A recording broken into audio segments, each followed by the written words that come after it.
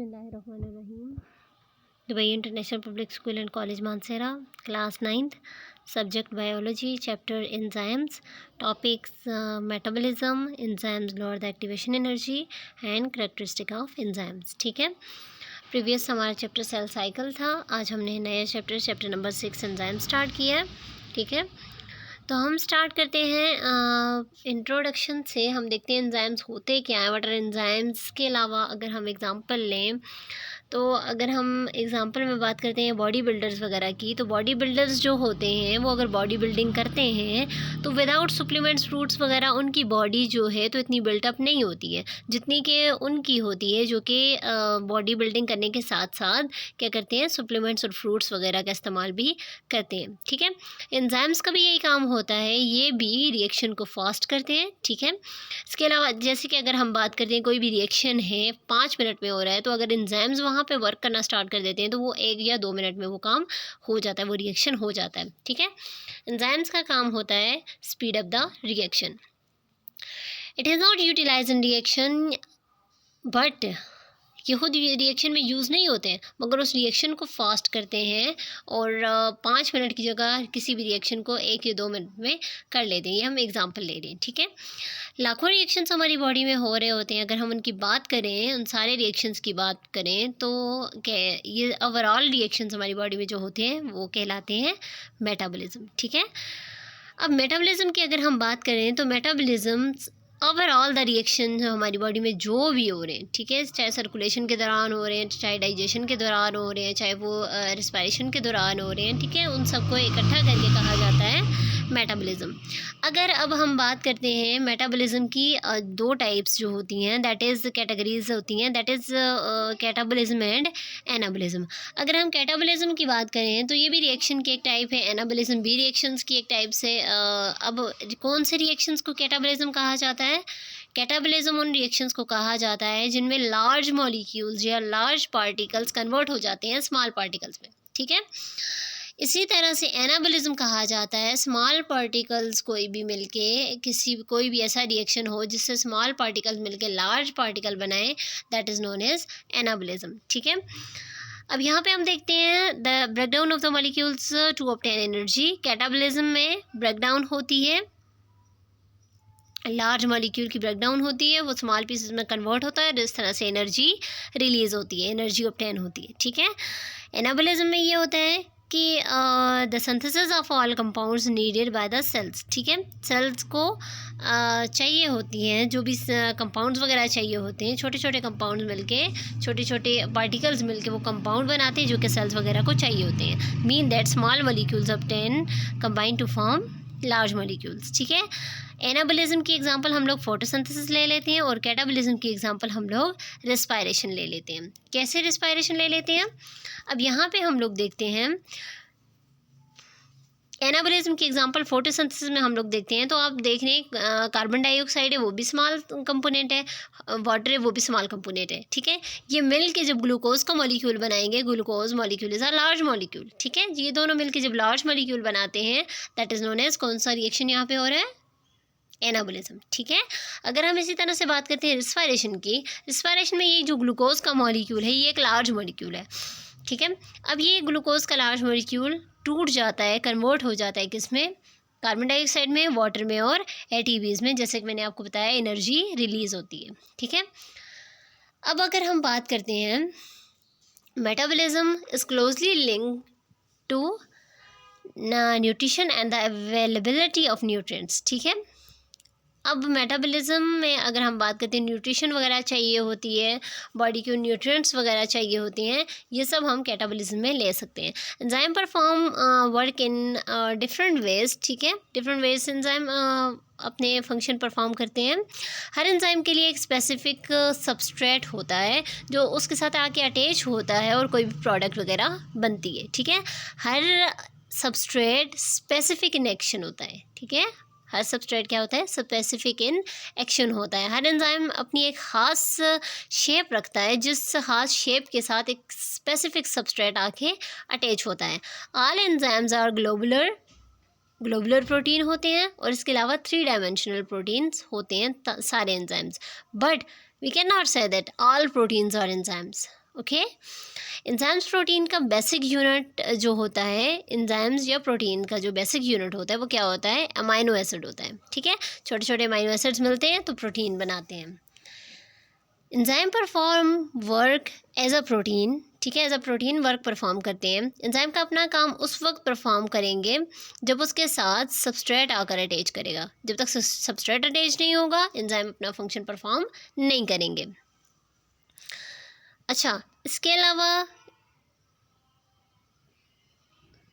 Next हम देखते हैं, the term enzymes was first of all used by German physiologist William Kohn. अब William Kohn ने क्या किया था? फर्स्ट टाइम जो एंजाइम का वर्ड था वो इसने यूज़ किया था, ठीक है। उसने कहा था कोई ऐसा पार्टिकल पाया जाता है, कोई ऐसी प्रोटीन पाई जाती है जो कि क्या करती है? रिएक्शंस को स्पीड अप करती है।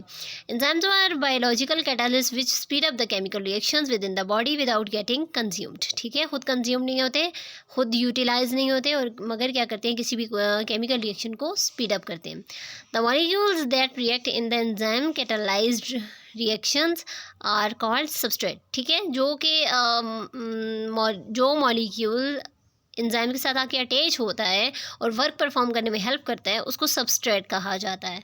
The molecules produce in the reaction that are known as products, ठीक है। कोई भी मॉलिक्यूल जब रिएक्शन में प्रोड्यूस होता है उस मॉलिक्यूल को क्या कहा जाता है? प्रोडक्ट्स कहा जाता है। नेक्स्ट हम देखते हैं, अब ये शेप आप देख रहे हैं, साथ में आपको मैं बताती चलूँ कि सबस्ट्रेट एंजाइम कम्प्लेक्स जो है यहाँ पे जो आपको दिखाई दे रहा है, सबस्ट्रेट एंजाइम कम्प्लेक्स बनता तो उसके आगे फिर प्रोडक्ट बनती है। जैसे ही प्रोडक्ट बनती है एंजाइम वापस रिएक्शन से रिलीज़ हो जाता है, ठीक है। एंजाइम रिएक्शन में यूज़ नहीं होता, वो क्या हो जाता है? उस रिएक्शन को परफॉर्म करके स्पीड अप करके साइड पे हो जाता है, अलग हो जाता है। Just make the product and gate separate, okay. अब इस डायग्राम में भी सेम आपको ये दिखाई दे रहा है कि सबस्ट्रेट आके एक्टिव साइट ऑफ एंजाइम पे अटैच हो रहा है। अटैच होने के बाद ये आपस में एंजाइम अपना वर्क परफॉर्म करता है, ये आपस में मिल जाते हैं, प्रोडक्ट बन जाती है, और यही सबस्ट्रेट, इसी सबस्ट्रेट से प्रोडक्ट बनती है और ये क्या हो जाता है? रिलीज़ होता है प्रोडक्ट बना के। नीचे हम देखते हैं, अगर फॉर एग्जांपल यही जो सबस्ट्रेट आ रहा है ये सबस्ट्रेट है हाइड्रोजन परऑक्साइड, ठीक है, और ये जो एंजाइम है ये परऑक्सीडेज एंजाइम है जो कि इन दोनों हाइड्रोजन परऑक्साइड पे वर्क करेगा। अब हाइड्रोजन परऑक्साइड जब आके अटैच होता है परऑक्सीडेज एंजाइम के साथ तो ये क्या बना देता है? वाटर और ऑक्सीजन। ये वाटर और ऑक्सीजन जो होती है ये क्या होती है? प्रोडक्ट होती है। प्रोडक्ट बना के इसको रिलीज़ कर देता है। Is that clear? नेक्स्ट हम देखते हैं, that is activation energy. Enzymes activation energy को लो क्यों करते हैं? एक्टिवेशन एनर्जी को लो करके एंजाइम क्या करते हैं? अपना वर्क परफॉर्म करते हैं। अब एक्टिवेशन एनर्जी जो होती है एंजाइम बहुत कम कर देते हैं एक्टिवेशन एनर्जी को, जिसकी वजह से रिएक्शन बहुत फास्ट हो जाता है। अगर एक्टिवेशन एनर्जी ज़्यादा होगी तो रिएक्शन उतना फास्ट काम नहीं करेगा, ठीक है। दैट्स वाई एंजाइम्स उसको क्या करते हैं? स्लो कर देते हैं। इसके अलावा whenever the chemical reaction take place some amount of energy is sent to back the chemical bonds in reactant substrate, this energy is called the activation energy. यहाँ पे क्या लिखा हुआ है कि केमिकल रिएक्शन जो परफॉर्म होता है उसमें से अमाउंट ऑफ एनर्जी रिलीज़ होती है जबकि केमिकल बॉन्ड क्या होता है? ब्रेक होता है। When the chemical reaction take place, some amount of energy is sent to break. अब कोई भी केमिकल बॉन्ड है तो उसको तोड़ने के लिए, उस केमिकल बॉन्ड को तोड़ने के लिए बहुत ज़्यादा अमाउंट में एनर्जी चाहिए होती है जिसको कहा जाता है एक्टिवेशन एनर्जी, ठीक है। सॉरी मिस्टेक हो गई, ठीक है। क्या कहा जाता है? कोई भी केमिकल बॉन्ड जो होता है, केमिकल रिएक्शन जो हमारी बॉडी में हो रहे हैं तो उनके दौरान जो केमिकल बॉन्ड जो होता है, केमिकल बॉन्ड टूटने के लिए काफ़ी सारी अमाउंट में हमें एनर्जी चाहिए होती है जिसको कहा जाता है एक्टिवेशन एनर्जी, ठीक है। This energy is called activation energy in the presence of enzyme reaction. Enzyme जब प्रेजेंट होते हैं reaction proceed eight faster rate, ठीक है। रिएक्शन तेज़ी से प्रोसीड होता है, इतनी ज़्यादा एनर्जी भी नहीं चाहिए होती और रिएक्शन भी तेज़ी से हो जाता है। नेक्स्ट हम देखते हैं, करेक्टरिस्टिक पे जाने से पहले हम देखते हैं कि दो तरह के एंजाइम्स होते हैं, intracellular enzymes and extra cellular enzymes. Intracellular enzymes जो होते हैं वो इनसाइड द सेल वर्क करते हैं, और एक्स्ट्रा सेलुलर एंजाइम्स जो होते हैं वो आउटसाइड द सेल वर्क करते हैं। जैसे कि हम एग्जांपल ले लेते हैं, इनसाइड द सेल जो है, अब सेल के अंदर जो एंजाइम्स वर्क करते हैं, जैसे कि हम ग्लाइकोलाइसिस का प्रोसेस ले लेते हैं। ग्लाइकोलाइसिस का प्रोसेस साइटोप्लाज्म के अंदर होता है। साइटोप्लाज्म के अंदर जब ग्लाइकोलाइसिस का प्रोसेस होता है तो ये प्रोसेस होने के दौरान जो एंजाइम्स वर्क करते हैं that is known as intracellular enzymes, mean cell के अंदर होते हैं। इसी तरह से अगर हम बात करें pepsin, pepsin is an enzyme which is present in the stomach that digest the food. ठीक है, ये क्या होता है, स्टमक में होता है, जो कि डाइजेस्ट करता है फूड को, मीन दैट कि सेल के अंदर तो प्रेजेंट नहीं है। किसके अंदर प्रेजेंट है, ऑर्गन के अंदर, स्टमक के अंदर, मीन दैट के सेल से तो बाहर है, that is known as extra cellular enzymes. Next हम जाते हैं कैरेक्टरिस्टिक ऑफ एंजाइम्स पे। तो कैरेक्टरिस्टिक ऑफ एंजाइम पे जाने से पहले हम देखते हैं एंजाइम्स और प्रोटीन्स। प्रोटीन्स का जो बेसिक यूनिट होता है वो क्या होता है, एमाइनो एसिड्स होते हैं। बहुत से अमाइनो एसिड मिलते हैं तो पॉलीपेप्टाइड चेन बनाते हैं, और उससे आगे क्या बनती हैं, डिफरेंट प्रोटीन्स बनती हैं। All enzymes are protein but not all proteins are enzymes. ये मैंने आपको पहले भी बताया कि सारे एंजाइम्स प्रोटीन होते हैं, बट सारी प्रोटीन्स एंजाइम्स नहीं होती हैं। एंजाइम्स की जो शेप होती है वो 3 डायमेंशन शेप होती है, और एंजाइम प्रोटीन होती हैं जो कि किससे मिलके बनते हैं, अमाइनो एसिड से मिलके बनते हैं। हर एंजाइम एक स्पेसिफिक फंक्शन रखता है, शेप रखता है, जिस पर आकर उसी शेप का सबस्ट्रेट अटैच होता है और फिर प्रोडक्ट बनती है। प्रोडक्ट बनने के बाद एंजाइम दोबारा से क्या हो जाता है, रिलीज़ हो जाता है। ठीक है, जैसे कि लास्ट वाला 7 वाला पॉइंट आप देख रहे हैं, एंजाइम प्लस सबस्ट्रेट। एंजाइम और सबस्ट्रेट जो होता है ये जब आपस में मिलते हैं तो प्रोडक्ट बनती है। प्रोडक्ट बनने के साथ साथ एंजाइम क्या हो जाता है, रिलीज़ हो जाता है वहाँ से। हर एंजाइम की एक साइट होती है जहाँ पे आके सबस्ट्रेट अटैच करता है, that is known as active site. ठीक है, क्या कहा जाता है उसको, एक्टिव साइट कहा जाता है। अब अगर हम बात करें एंजाइम्स और प्रोटीन इन नेचर, ये बात हो गई। Enzyme function as a catalyst, enzyme as a catalyst work करते हैं। मीन कैटलिस्ट क्या होते हैं, जो कि रिएक्शन को स्पीड अप करते हैं, तेज़ करते हैं। ठीक है, enzymes are specific in action, हर एंजाइम का अपना अपना स्पेसिफिक फंक्शन होता है। Intracellular and extra cellular enzymes, ये भी मैंने आपको बता दिया। इंट्रासेलुलर एंजाइम्स क्या होते हैं, एक्स्ट्रा सेलुलर एंजाइम्स क्या होते हैं। In complex metabolic reactions many enzymes work together in sequence. ठीक है, अगर हम कम्प्लेक्स मेटाबॉलिक किसी भी रिएक्शन की बात करें तो बहुत से एंजाइम्स वर्क करते हैं, उसमें कोई एक एंजाइम वर्क नहीं करता, सीक्वेंस से हर एक एंजाइम वर्क कर रहा होता है। सम एंजाइम्स रिक्वायर कोफैक्टर्स, कुछ एंजाइम्स को कोफैक्टर्स रिक्वायर होते हैं जो कि नॉन प्रोटीनिक मॉलिक्यूल्स होते हैं। ठीक है, कुछ एंजाइम्स के पास ऐसी जगह बनी हुई होती है जिसमें कोफैक्टर्स आके अटैच होते हैं और अपना फंक्शन परफॉर्म करते हैं। अब इसके अलावा अगर हम बात करते हैं इनहिबिटर्स की, जो कि आपकी बुक में नहीं है और यहाँ पे भी आई थिंक मेंशन नहीं है। इनहिबिटर्स जो होते हैं एंजाइम्स की एक्टिविटी को कम कर देते हैं, कुछ परमानेंटली ब्लॉक कर देते हैं, कुछ सबस्ट्रेट अटैच हो जाते हैं। ठीक है, और कुछ जो है तो उसको परमानेंटली नहीं करते, कुछ टाइम के लिए करते हैं। और ये जो इनहिबिटर्स होते हैं ये पॉइजन्स या ड्रग्स वगैरह होती हैं। ठीक है, जो कि क्या करते हैं, एंजाइम्स के रिएक्शन को स्पीड अप नहीं करते बल्कि कम कर देते हैं। कुछ एक्टिवेटर्स होते हैं।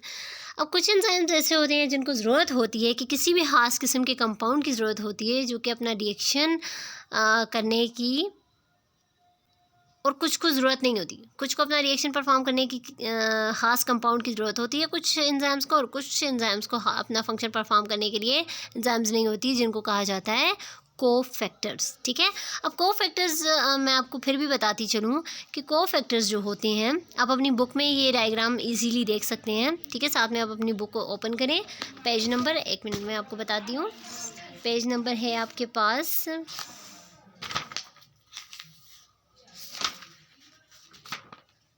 पेज नंबर 119 पे जो लास्ट में आपके पास पिक्चर है उसको आप अगर गौर से देखें तो यहाँ पे आपके पास कोएंजाइम की पिक्चर भी है, प्रोस्थेटिक ग्रुप की भी पिक्चर है कि प्रोस्थेटिक ग्रुप क्या होता है। अब मैं आपको क्लियर कर देती हूँ प्रोस्थेटिक ग्रुप क्या होता है और कोएंजाइम क्या होता है। ठीक है, कोफैक्टर्स की आपको समझ आ गई जो मैंने अभी आपको बताया। कोफैक्टर क्या होते हैं, ख़ास किस्म के कंपाउंड होते हैं, कुछ एंजाइम को इनकी ज़रूरत होती है और कुछ एंजाइम को इसकी ज़रूरत नहीं होती। कोफैक्टर एज अ ब्रिज काम करते हैं एंजाइम्स और सबस्ट्रेट के दरमियान इनकी जगह बनी हुई होती है। ठीक है, आप अपनी बुक में जहाँ पे देख रहे हैं, पेज नंबर 119 पे आप देख रहे हैं, यहाँ पे आपको प्रोस्थेटिक ग्रुप जहाँ पे लिखा हुआ है, ये क्या है? कोफैक्टर है। ये क्या है आपके पास? कोफैक्टर है। अब enzymes perform their function and release, enzyme अपना फंक्शन परफॉर्म कर देते हैं और रिलीज़ हो जाते हैं। इफ़ ऑर्गेनिक कोफैक्टर, अगर ऑर्गेनिक कोफैक्टर, इनऑर्गेनिक भी कोफैक्टर्स होते हैं, बट अगर ऑर्गेनिक कोफैक्टर्स टाइटली बॉन्ड बनाते हैं एंजाइम के साथ, that is called prosthetic group. जो आपकी बुक में पिंक कलर में मेंशन है, दैट इज़ प्रोस्थेटिक ग्रुप। ये ऑर्गेनिक कोफैक्टर है जो कि टाइटली बॉन्ड बनाता है एंजाइम के साथ, that is known as prosthetic group. अगर हम बात करते हैं, अगर यही ऑर्गेनिक कोफैक्टर लूजली अटैच होता है एंजाइम के साथ, that is known as coenzyme, that is known as coenzyme. जैसे कि आप देख रहे हैं, कोएंजाइम भी आपकी बुक में मौजूद है और प्रोस्थेटिक ग्रुप भी मौजूद है। प्रोस्थेटिक ग्रुप क्या होता है? टाइटली बॉन्ड बनाता है एंजाइम के साथ, और कोएंजाइम लूजली बॉन्ड बनाता है एंजाइम के साथ, that is known as coenzyme. Coenzyme जो होते हैं ये राइबोफ्लेविन, वाइटामिन्स वगैरह जो हम अपनी फूड में वाइटामिन्स वगैरह लेते हैं, ये एज आ कोएंजाइम एक्ट करते हैं, वर्क करते हैं। ठीक है, आई होप सो आपको लेक्चर की अच्छे से समझ आई होगी। Thanks for watching. अल्लाह हाफिज़।